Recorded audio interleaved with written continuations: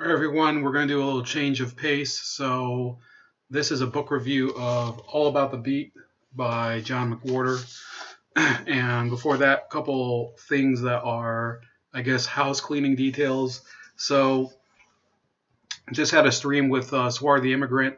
If you don't know already, I have been banned from Twitter permanently. So, if you want to find me, again, Gab at Starscream85, and also on Minds at Jeff Leopard, on Subscribestar at Jeff Leopard, and on BitChute at Jeff Leopard, and of course here, Bold Like a Leopard. And you can also find my blog, struttingleopard.blogspot.com. I have a new blog out about ending foreign aid to Israel in a way everybody should be able to agree with. So, another housekeeping item, a lot of Ryan Dawson's fans seem to be complaining about my civility during our debate. And to, I guess, clarify basically my stance on civility. If you are a person who is committing a hoax and besmirching the name of anyone and calling them things that are untrue, go fuck yourself. I don't have to be civil to you. You can literally die. If you were in a fire, I'd probably throw grease at it. That's my stance on it. I don't have to be civil to you. I don't have to be civil to your fans. You can all go fuck yourselves. Now, for the John McWhorter book. This is a book, that you could probably read in 2 days. And it is a counter argument to those that say that hip-hop can be used in order to awaken social consciousness. And this is coming from a person who, I guess, is technically a liberal, although in many cases, if you read his opinions about the welfare state, about affirmative action, about the role of men in the family in the black community, it's clear he's not really a progressive at all. And I would say John McWhorter is one of the most underrated people in academia today, because he's someone who is not afraid to be active at a university like Columbia and say his opinions regardless of the mob. And I guess it's a little strange that, he does have a lot of critics, but they haven't really come for him to get him fired from Columbia yet. He used to be at Cal Berkeley, in fact, back in the 90s, when his previous book that you might remember, I did a review for.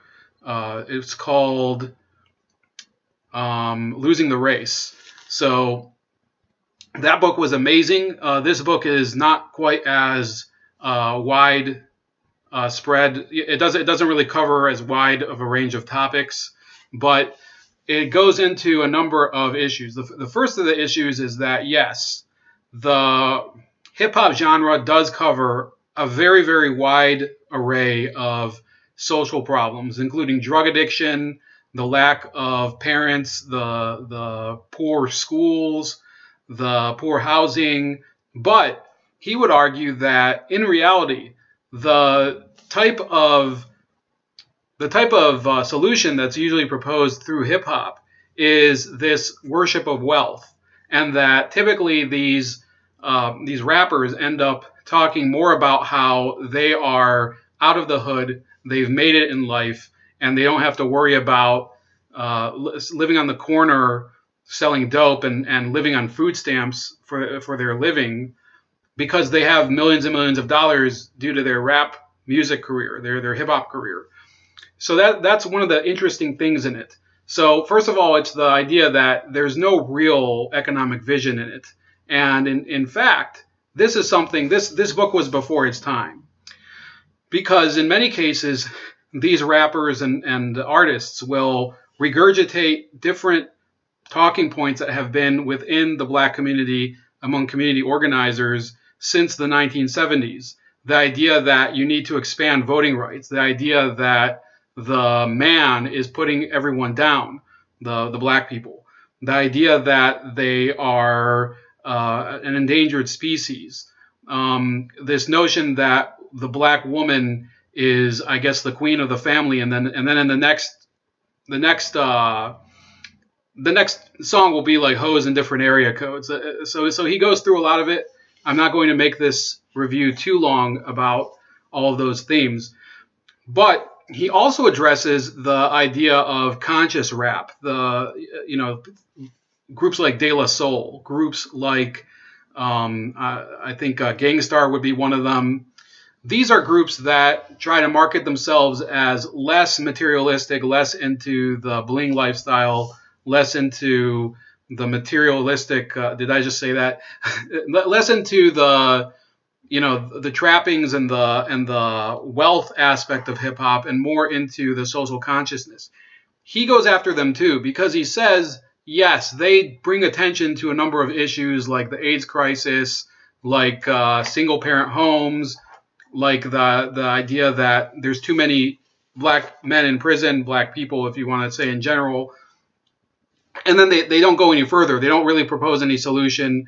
In many cases, they sort of integrate messages into their music that are, I guess, edgy, but they're not exactly prescriptive. So I think one instance they brought in was Jadakiss's song, which was from 2002, I think, that said that George Bush took down the Twin Towers.